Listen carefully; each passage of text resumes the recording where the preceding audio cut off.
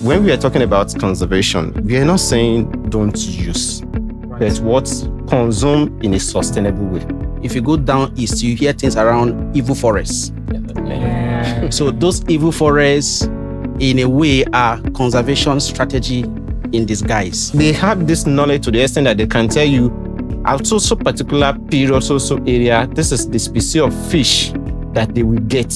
When it comes to in modern time, we believe our super knowledge, academics, understanding, supersede actions that are happening in communities. I come from Kebbi State. Okay. Zuru precisely, part of Kebbi State. In the past, history told us that for any young man to get married, he has to kill a lion. Oh. Possibly by now, for never marry you. For the lions, I think.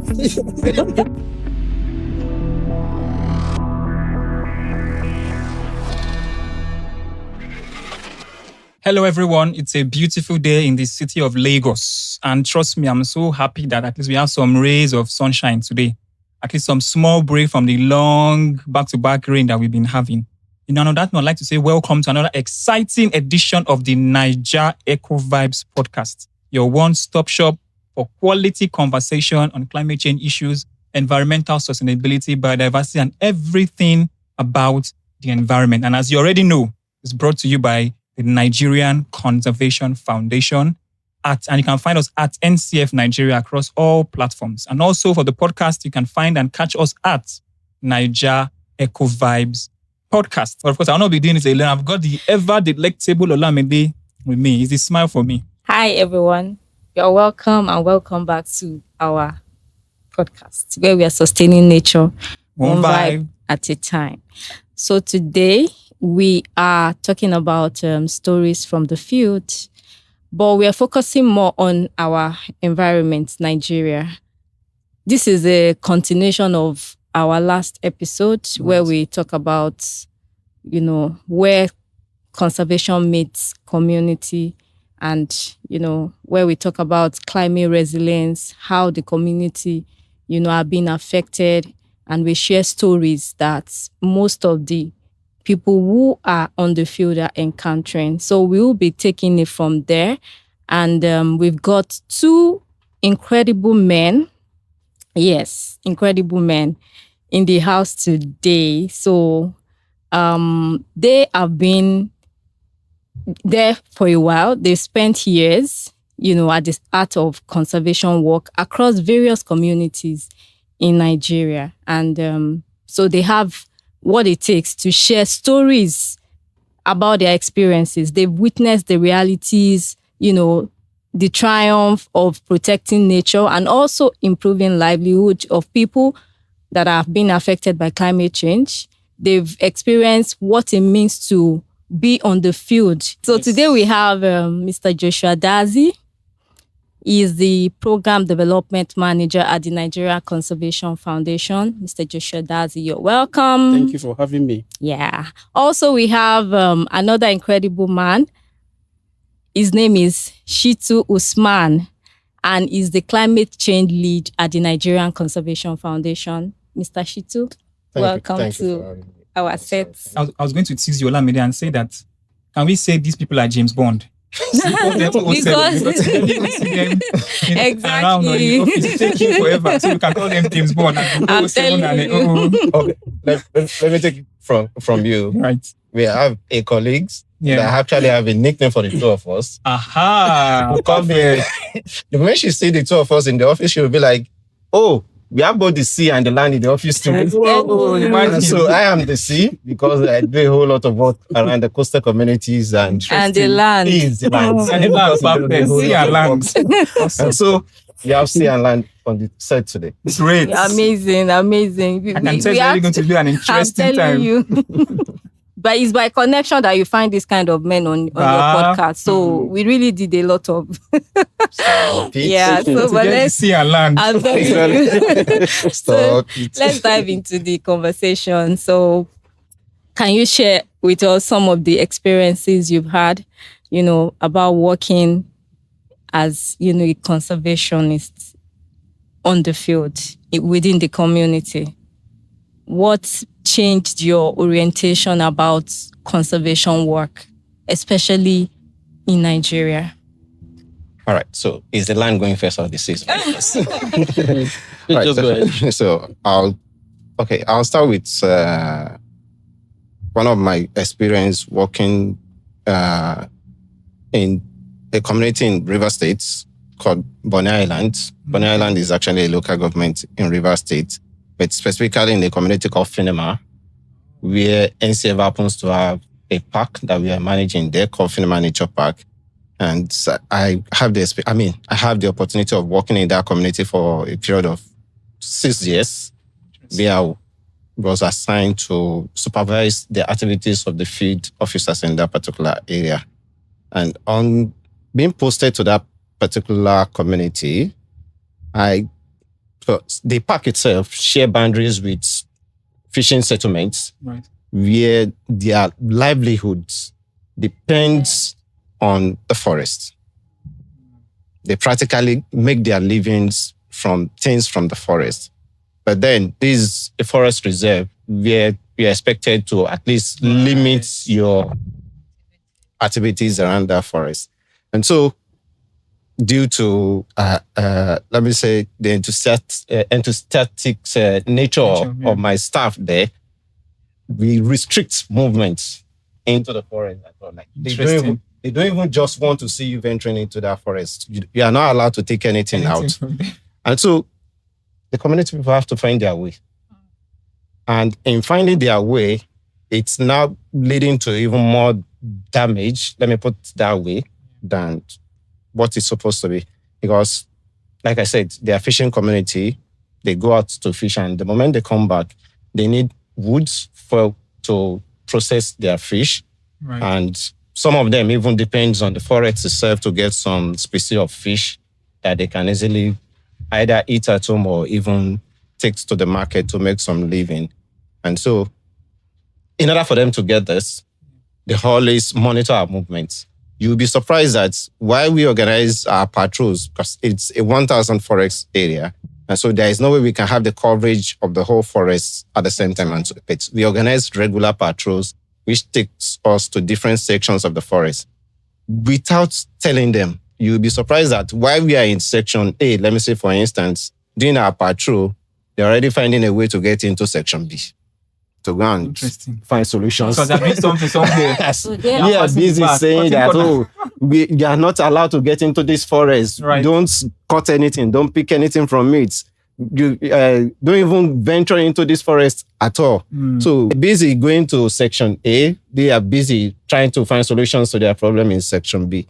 And because they are trying to do this in a legal way and not trying to get caught, they always have to, they do a whole lot of damages. Now, for instance, they need woods to process their fish, like I said earlier. And so to quickly get access to the woods, they would rather just look for the ones closer to their community, cut even the fresh one, so that they can quickly escape back into their communities before we get back there. And this continued for a while. And so we had to okay, let's re-strategize. How do we get those people to understand the impact of what we are doing, even to their own everyday life? And so we call the community leaders together. We have about 3 to 4 communities that share a boundary with that particular part. And so we invited the community leaders and have a meeting with them. Okay, how do we strike a balance? You need resources from this forest. We need to protect the forest. Right. And so, to the extent that even some of them, they keep their children at home not to go to school in order for their children to be able to venture into that forest while we are doing patrol at other places. And so it's having so much of replica effect, affecting so many things. And so when we invite the community leaders, okay, how do we strike a balance? Now, naturally, trees died in the forest. Either branch of a tree falls down or even a tree that's overgrown, dying off. So at least natural deaths, happens even in the forest. And also, you have sea encroachment into the forest, along the coastline, we have a whole lot of trees that are also dying. And so we now say, okay, we are going to make a compromise. And that's where, for me, I said conservation must come with making compromise. That's number one thing I learned. And so we'll allow you to be going into the forest to take the dead woods, but under no circumstances are you allowed to cut any fresh trees from inside the forest. Do you understand? Yeah. And so it becomes like, it's not like an illegal activities anymore. At least we are allowed to go into the forest to cut to get the dead ones or the dried one. And they now make a law within their own community to say anyone that is caught coming out of the forest with a fresh wood has even go against their own law in their community, and that person must pay a fine. Do you understand that? Yeah. And so by us making that compromise to say, okay, we are giving you access to come out with just dry wood. Dried wood, we are able to now get their support in protecting that particular forest. And so, like I said, for me, conservation comes with making such compromise. And then another thing that I was able to learn from that is, when we are talking about conservation, we are not saying don't use, but what consume in a sustainable way. So I always try to call it sustainable consumption. Right. Interesting. Use it in such a way that the ones that are coming after you will be able to get something to rely on as well. And so interesting. That's very, very nice. So even from there, there are plenty follow-up ideas and questions from my bottle. Let's move pause first and digest that one. Let's allow Joshua to give us some insights. Okay. Okay. Thank you once again for having me. You see, in my own experience, conservation happen more at the community level. You may have some policies, beautiful policies put in place from government parts. You may have different kind of decisions taken from the government part, but where the conservation work is happening itself is at the community level, because those are the primary beneficiary to every conservation approach and actions. Because if you're looking at being it coastal forest, coastal line protection, forest conservation, it all tied to communities who are very close to this landscape.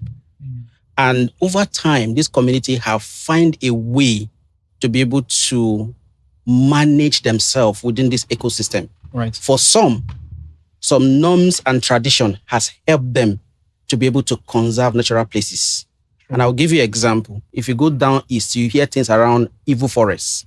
Yeah. So those evil forests, in a way, are conservation strategy in disguise. So because over time, they have put these laws that people should not go into those evil forests, and then people should not do this. And then even at community level, interestingly, you even find that in the past, people have also tried, or community leadership has also tried to put fine, where they will tell you, if you cut this tree or you farm in this area, you will come and pay goats. You bring goats, or you bring this. So these are some level of way that community have tried to sustain their natural places over the past. But you see, when it comes to in modern time, we believe our super knowledge, academics, understanding supersede actions that are happening in communities.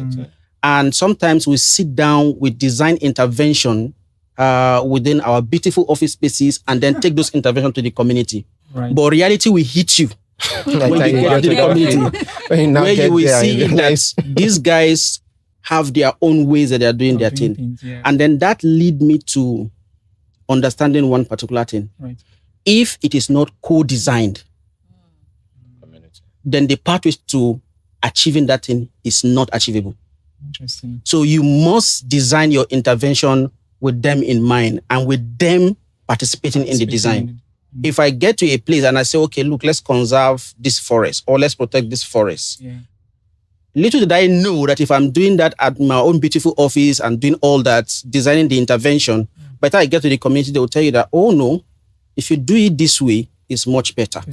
And we have had experience in the past where communities where intervention is being carried out, For example, in Hadijanguru wetland, there are stories where there are a lot of this not water hyacinth, typha plant, blocking waterways, reducing fish catch, and impacting on the livelihood. So when the intervention was done for the people to be able to see how they can get rid of those problems, the people came with their fanciful ideology, fanciful design, but the community were telling them that there are ways that we normally harvest these things, because by the time you cut it, it grows back. You cut, it grows back. So that is the whole idea and intervention that people are bringing. But the community say, if you go down and cut it, and water goes down, then it kills it from the roots. That is local knowledge. Interesting. So, and that is something that possibly you may not be taught in the university. Right. So the community have their own approach. So that is why it is very essential and important in design of every intervention. Community must be involved. Right. But among all these things that I've mentioned, there is also an interesting part. Okay. Now, over the past again, communities have suffered from disappointment. People will come and make promises, especially unfortunately, sometimes from our government, political promises, and they get disappointed.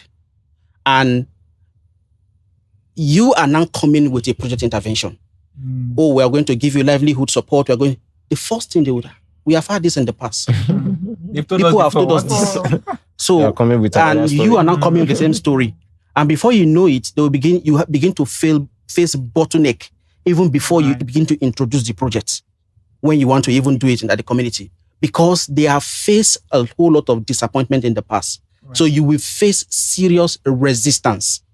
Immediately you are interested in the project. So your approach and the ability that you are able to use to follow key stakeholders within the community and be able to speak to them and introduce the project goes a long way for the success of the project implementation.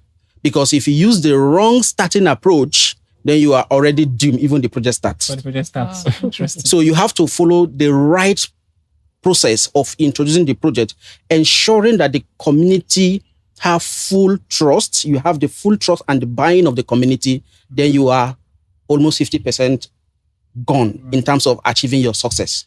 Because sometimes when they become resistive and you do not really find a way to be able to address their concerns, then the beneficiaries that will ordinarily help you to achieve your goal will just not be interested anymore.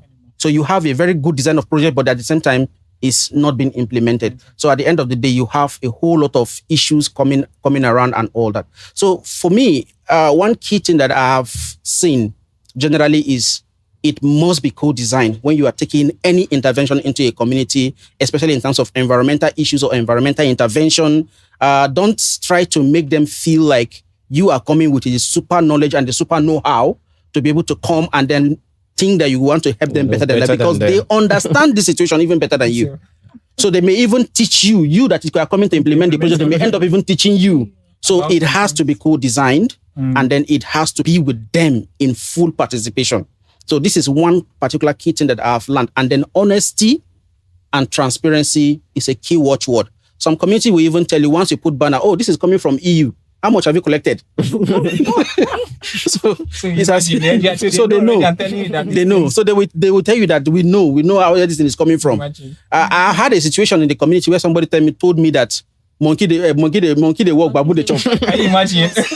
So you will face a whole lot of resistance. Right. But at the same time, it's how you are able to manage the situation. But in all, again, is that most of the community where I have worked, immediately now I'm coming in, the excitement in the faces of the community members actually give me that fulfillment that my project has achieved what I intended for it to achieve. It is not just only the key indicators I have put in place, but the smile and the excitement when the community people sees you and then welcome you, just like you are coming home. So imagine and picture this. You are coming home after a long while to see your mom, and then that time that she just embrace you and say, welcome home. Right. You can imagine that excitement. So that is the joy that it brings when you are able to have is better dynamics between yourself and the community people, and then begin to bring intervention that will impact on your life positively.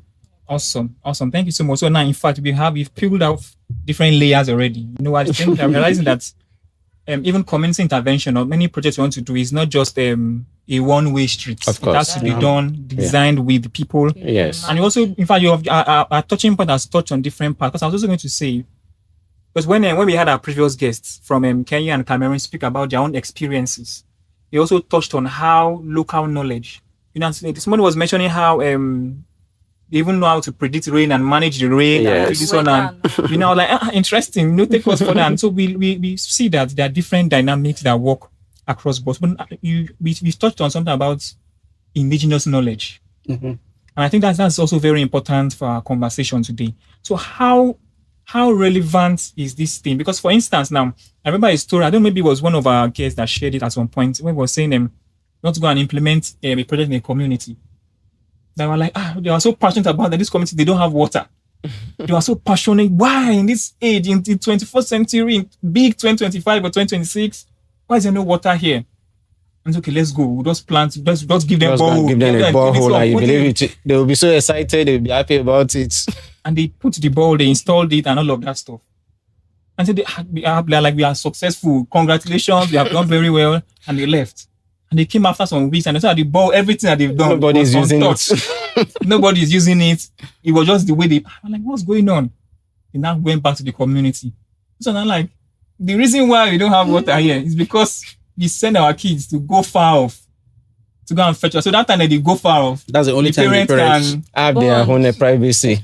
So you can imagine the reason why that community doesn't have water is because parents need quiet time or private time to also, do their thing. But you coming to just do that thing without consulting them. Yes, without consulting them. So I see the point about the fact that any project intervention must be done with the community involved in designing it. But I also want to just take us that part of the conversation around indigenous knowledge. Sometimes it feels like we have a dichotomy in a way. Like we say sometimes academic, science. So is there a balance between indigenous knowledge? Is it useful? Is it relevant to the grand scheme of things, or science and empirical knowledge and all of that stuff? So where do we draw the line between the two? Do they go hand in hand? Let's have you. Okay. So I'll respond to that with actually an experience. Right. Like I said from the beginning, they call me DC. I have a colleague that call me DC because I do a whole lot of work around the coastal communities. And so that takes me to taking of boats from one community to the other. Yeah. So I spend a whole lot of times traveling across the water communities. And you realize that I have an app that I use for safety purpose and also for monitoring of the tides to say, okay, this is where it's going to be the high tide. This is when it's going to be the low tide. This is when the sea is going to be very rough, and so on and so forth. But even with my app, you notice that these community people actually have that knowledge without having any app, without going to any school. Do you understand? Yeah. So they can easily tell you, by so time of the day, it's going to be the sea good day rough. That's their own way. Or by so time of the day, at that time, we feel carry bike along that water sides because of say the water good day very low that time. And you'll be surprised that their prediction is always very accurate. Interesting. Accurate, like to the time when they actually tell you that yes, this is how it's going to be. They have this knowledge to the extent that they can tell you at so particular period, so area, this is the species of fish that they will get. That's region. On the sea. They know when to go out to catch a particular species of fish. Right. They know which region they can go to even get even some other crustaceans, maybe like the crayfish and the likes. And these are people that never even enter a classrooms. They don't have any app to predict all of this for them. Right. And so you find it very interesting to know that they have all of this knowledge without stepping into that classrooms, just like what Joshua said. And so you will now feel like, okay, I'm coming into that community with my knowledge, even with my GIS experience and apps and everything, that to come out, you will not be the one to tell them, oh, this particular area is where you are going to be getting this particular species of fish. They will just be looking at you like, oh, you think you know better. Do you understand? Yes. And the same way when it comes to the forest itself. Right. Now, I was in a particular community one day. We were doing sensitization. And part of what one of the elders said is, while they were growing up, that it was a taboo for them to pick some particular sizes of periwinkle, right, to bring it back to the house. Okay. Now, it's not like if they hit that thing, anything is going to happen. But their parents or their forefathers have set it as a taboo in order to what? To protect, to preserve those periwinkles. So that it's until they get to a particular size that we know that, yes, this one, you can easily eat it, or probably this one has even laid some eggs and it has already reproduced for that cycle of life to continue. Interesting. Without them having any knowledge about conservation. Yeah. The man said to the extent that, okay, while they were growing up, when they are going into the forest to cut trees, they make it a taboo for them to say, maybe you are stepping into the forest and so you want to cut down maybe some other wildlings that are just coming up. Right. Do you understand? Yeah. So all of these things is a way of them already practicing conservation. Even before the word conservation appear in the dictionary. And so the part of indigenous knowledge in environmental conservation, it's so broad. And just like what Joshua said, there is no way you can do it without them. They've been doing this thing. So it's only for us to now say, okay, maybe you have been doing it in A, B, C, D before. How do we get it better? Oh, with what we have been able to experience, even probably from another community or from our classrooms that we've learned, or how do we introduce these things to you for you to be able to now even probably improve upon what you're doing, or even document some of these things that you have been doing. But to say that you know better than them, please. It's a no-no. It's a no-no. See, just to also add little to what you also say is that, again, when you are also looking at also in terms of indigenous knowledge, so there are also both indigenous knowledge and also indigenous practices. There are some that actually has favor conservation, and there are some that has also impacted on conservation. Right. So I'll give you a small scenario or a small story. I come from Kebbi State. Okay. Zuru precisely, part of Kebbi State. Okay. In the past, history told us that for any young man to get married, he has to kill a lion. Oh. That's a practice in my place. Okay. Possibly by now, I'll never marry you. Before the lion don't finish. The lion finish, I go do now. So, you see, because that place used to be a lion's den, but today, none of them are found there. They've been completely wiped off. So that's the negative implication of traditional practice on conservation as well. Okay. While we talked about the positive side of traditional evil forests and the likes that have protected natural places, there are also places that also negative practice of traditional belief has also impacted on conservation.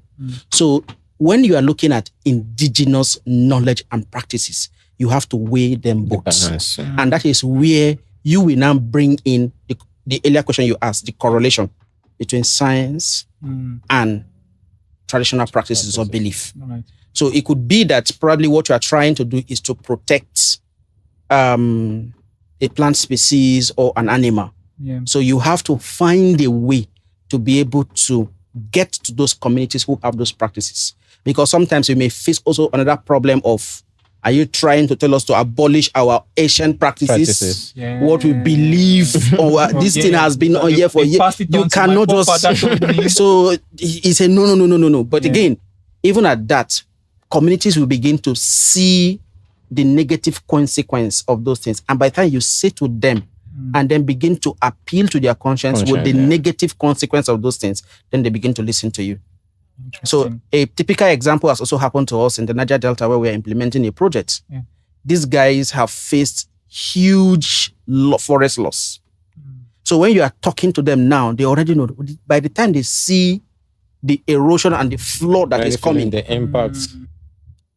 There's a place in Bayelsa that once the flood comes in, it wipes out the entire community. They will have to go out for months and wait for the flood to recede. So when you are coming with a solution to those kind of people, they already are in the problem. So they will, together with you, begin to look for solution. So that is where is the best place to place knowledge of indigenes and science together in looking for solution. And sometimes you see the problem at times is that when you are talking about flood warning system, early warning system and all that technology, exactly.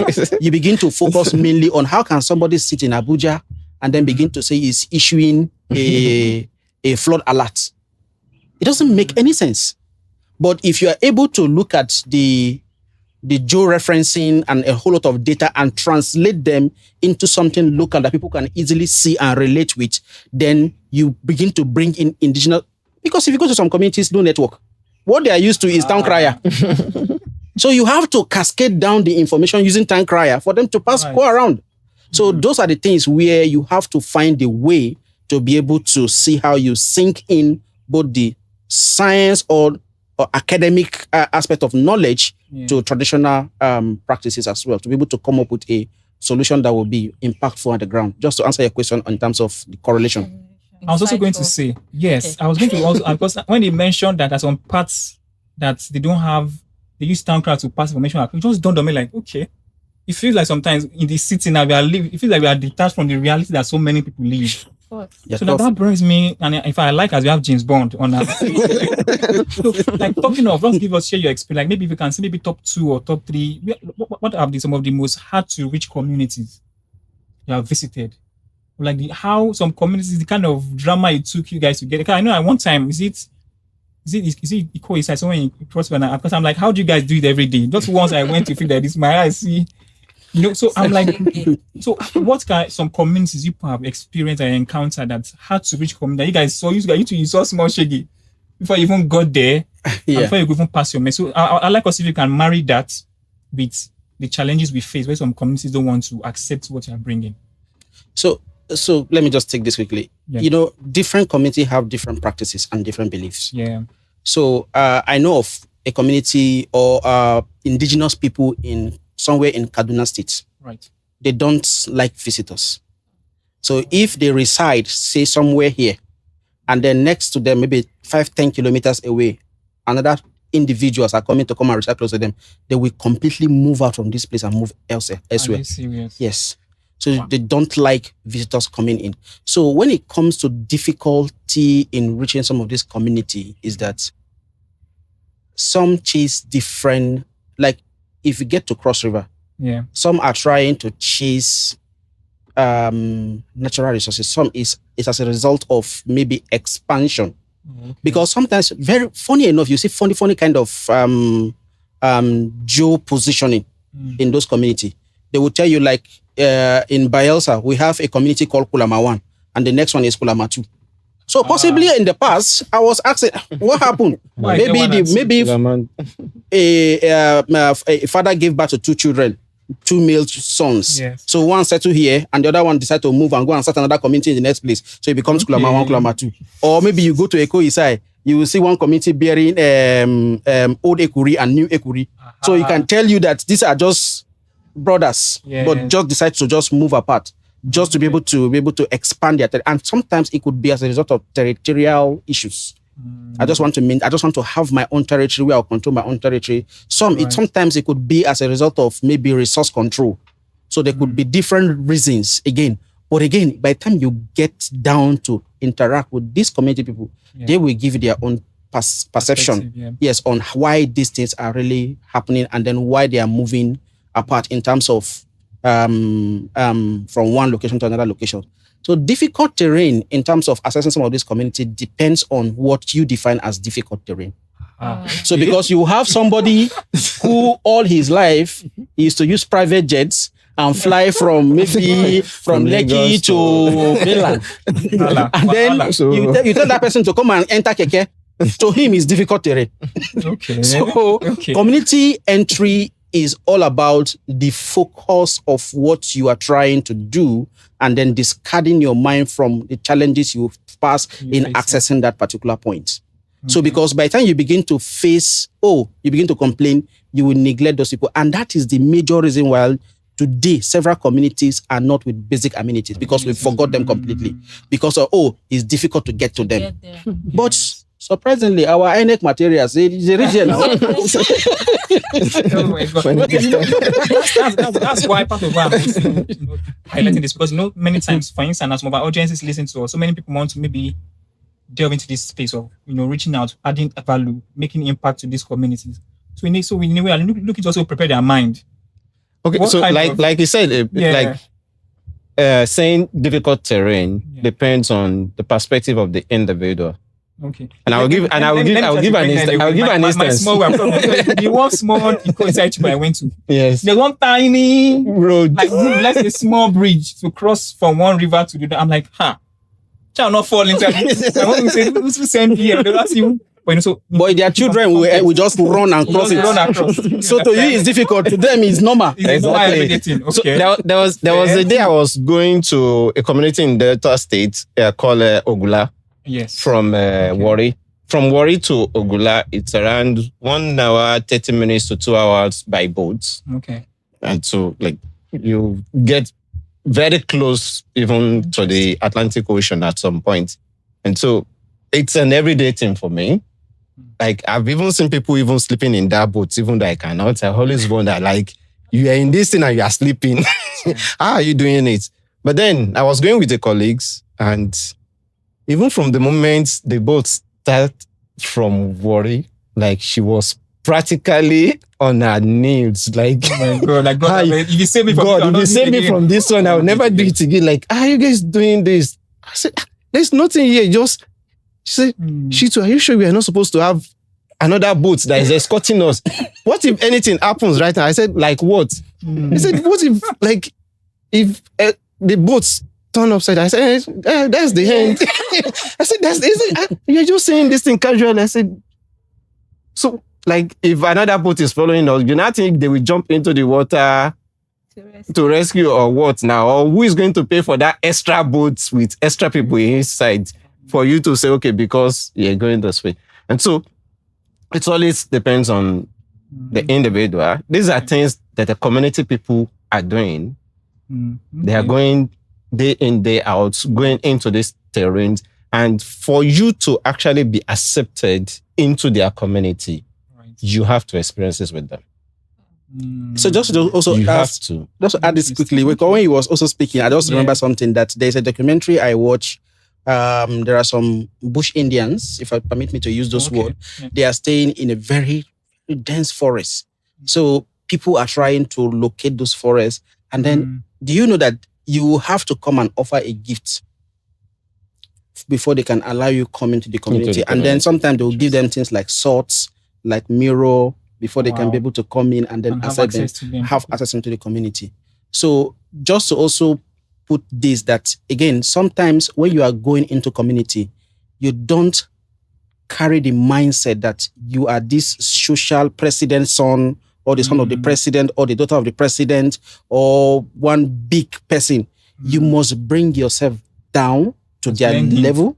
Yes. One is that if even help you security-wise. Interesting. Because by the time you do not know how to easily blend in the community, you can easily expose yourself to some level of risks. Because you can easily be spotted as a stranger. But if you are able to just blend yourself within the system, and then sometimes they may offer you something. I don't eat this. No, go for me. Why are you eating this? You can't do all that. So those are strange kind of attitude and behavior when you get into the community. In fact, sometimes you may even have to do, how about this be sweet to just carry one and put it in your mouth. That's a way of showing them that you identify yourself with them. Before you know that, most of the secrets that they ordinarily should not tell you, they begin to tell you that this is like this. So you just have to find a way to blend among the people and then let them know that we are together. Right. And then it helps you in a way for them to even listen to you when you speak. It makes your work actually easy. Like, in that situation you find yourself, and what will you do? Okay, so there are ways that you can respectfully reject something without necessarily being seen as you're too low for me to say okay. And I'll give an instance. I was on a trip recently, not even within Nigeria, outside the country, and some of the communities that we are going to, part of their tradition is they welcome you with alcohol, specifically dry gin. And the way for them to know that, yes, you feel like, okay, you like them, like we are welcoming you and you're accepting the fact that they are welcoming you, is for you to actually take that drink. They are not asking you to drink a whole bottle, even if it's just a shot. It's their tradition. Yeah. I'm a Muslim, I don't take alcohol. And so I'm caught in between my religious belief and being accepted that, yes, I feel welcome in their community. But just before you collected it, and then like you have to demonstrate. Like I whispered to the person that took us into the community, I don't take alcohol. I said, okay, just collect this thing, demonstrate as if you're about to, then and just. Because the normal tradition is you drink and then you wipe the remaining one on the. Do you understand? Okay. And so demonstrate as if you're drinking and then throw it on the floor. And so even before the man pours it, they say, "Oh, please, just a drop or two drop." And so he did that, and then I demonstrated, and then I threw. And after we finished, we had a whole lot of. Just on that as well again is that there are other ways that you can also be able to overcome those kind of. Let me jot it. Sometimes again is that if you have a pre-hint, you always have a contact person in the community. Exactly. What is your intro like in the community? Once you get to know that they will do alcohol. Within your team, get somebody who is an alcoholic. So the person will shine you on your behalf. So the person will just shine you on your behalf like that. So, but again, that's option one. Option two is that when you are going into the community, right? Sometimes you may also see that their language is complex. You get somebody who is from the community to speak for you, and then that person will be the one to receive the drink on behalf of the team. The whole time, okay. So you can just take the drink, accept it on behalf of everybody. Yeah. The overall thing is just let them feel that you are with them. You are with them. Exactly. I will just give you a quick instance. Right. There is a community we went to in Bayelsa. Yeah. And then before we got there, because I've already established contact, we've started talking on phone. Yeah. And on getting to the community, the man already prepared this bowl of gari. A whole bowl of gari like this. Wonderful. And place it on the ground, and then you have this okra soup that is full of periwinkles inside. Wonderful. But on getting there, sorry, I've eaten before I started coming. They say, no, in my community, for you to show that yes, you are here. You accept my friendship. You don't reject the food. And so we sat together and we eat. I was telling somebody recently, like, I've slept in communities that I've never even been there before. You just walk into a community, you introduce yourself, you meet one or two people, and at the end of the day, they've given you a lodge to actually sleep in the course of this work. Of course. You must be able. In fact, there are communities that I've even been to, they will tell you that if you drop your phone, if somebody take that phone from that place, in less than 20 minutes, they will find that phone for you. And get it for you. Can you imagine? Yes.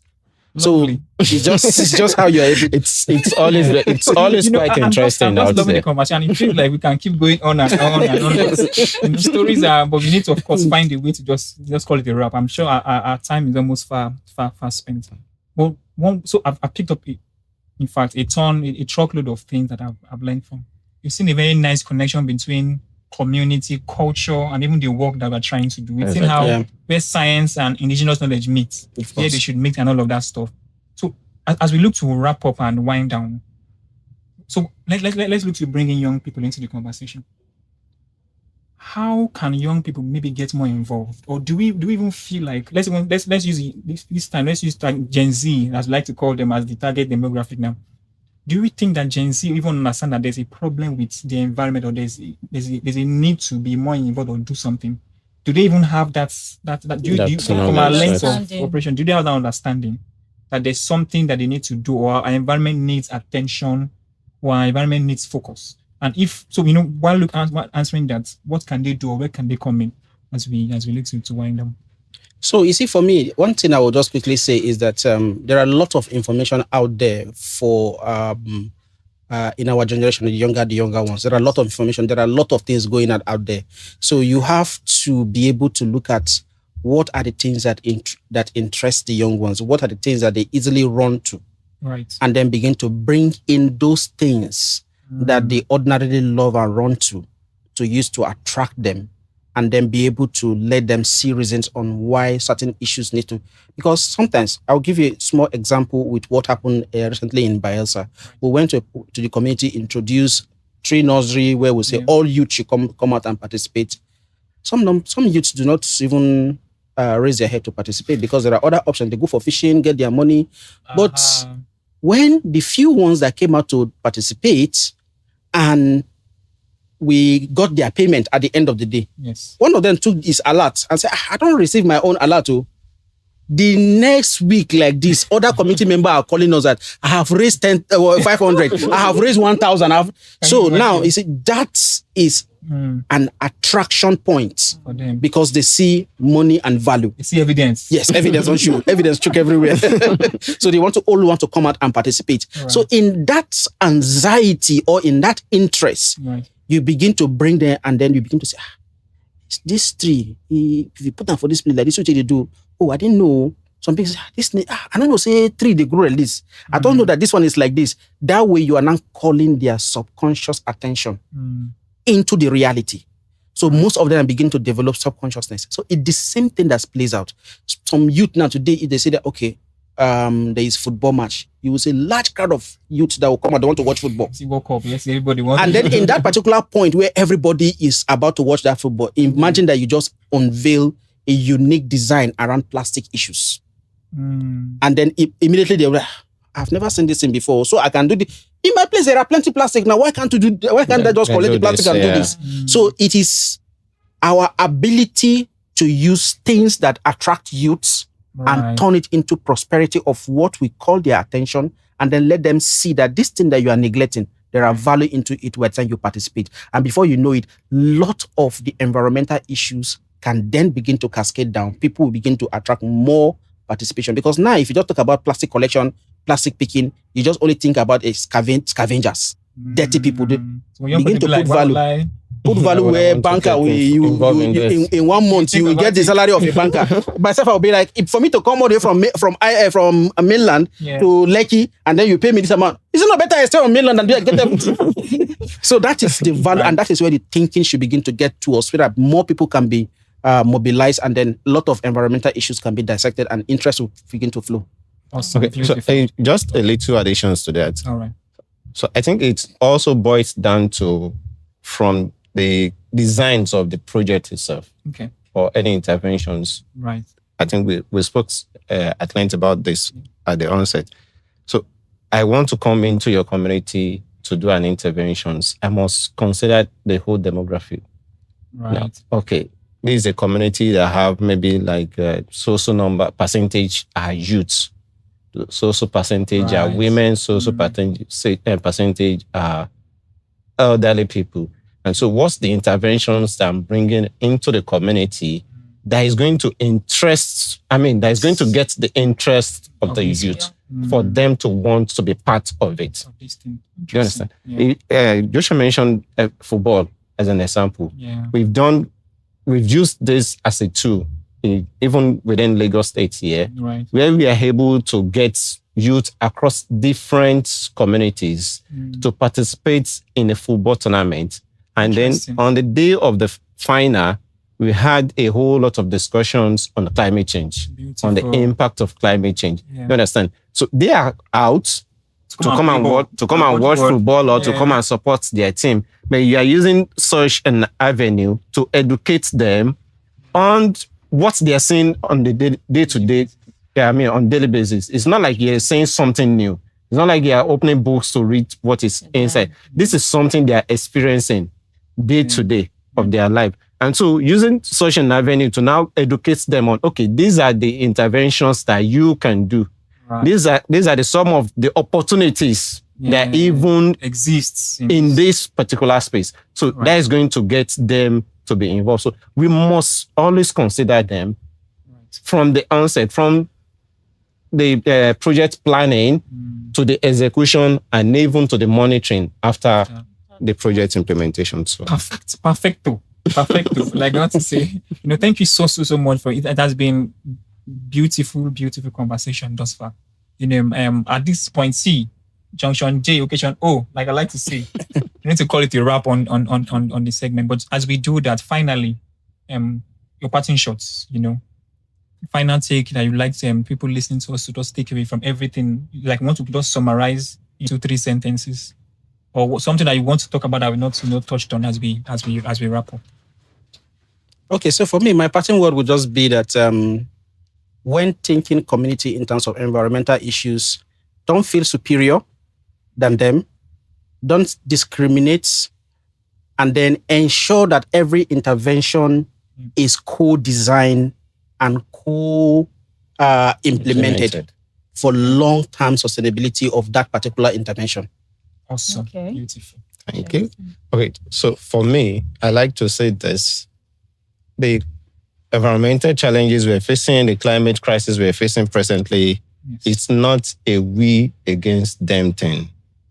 People need to understand that the impact of climate change does not discriminate.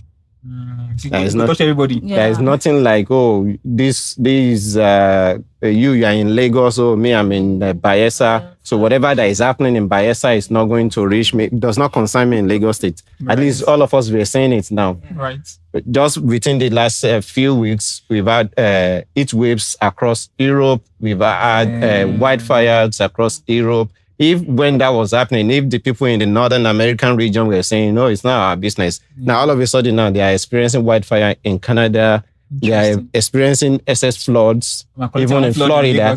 And then before we now even bring it home. Right in Africa, we're experiencing floods in Lagos State and so many other coastal states in Nigeria. The same way they're experiencing it in Ghana, in Cote d'Ivoire. So you see that this impact, it's not about the rich or the poor. It's not about the West against the developed against the global north against, or the global north against we. So it's a global thing.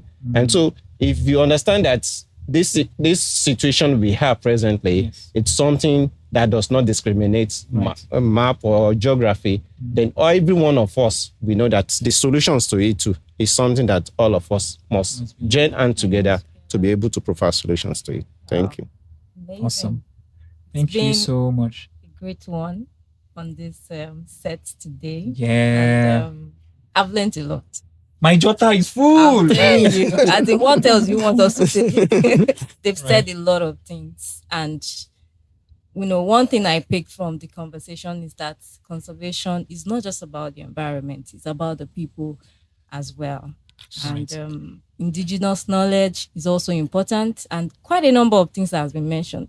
I just want to reiterate that we also have to be involved, just as they've advised the young people especially. And I want to say, if you're a young person and you're listening to this and you're in conservation space, you can get much more than money, because I'm not going to say too much. You can get much more than money. So take it more seriously, especially if you're on the field. You can come back with a beautiful woman, a beautiful wife. I will not say too much on this exciting episode. I hope our audience, they can learn one or two. You can also, engage us further. You can follow us, send us your questions. Let's know what you think about this episode. Drop it in the comments. And we'll take it up from there. Yeah, awesome. Alright. Before I allow our guests go, in our usual fashion and tradition, we also like to, what we like to do.